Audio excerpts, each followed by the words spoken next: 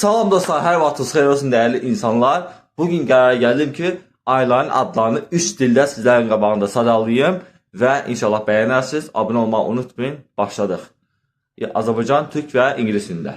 Yanvar, Ocaq, January, Fevral, Şubat, February, Mart, March, April, Nisan, April, Mart, April, May, Mayıs, May,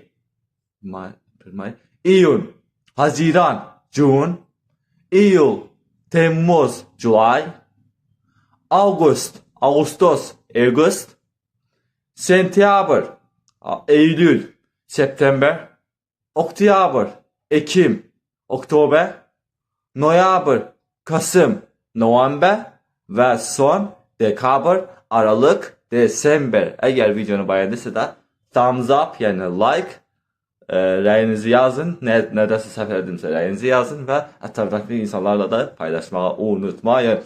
Görüşərik, sağ olun.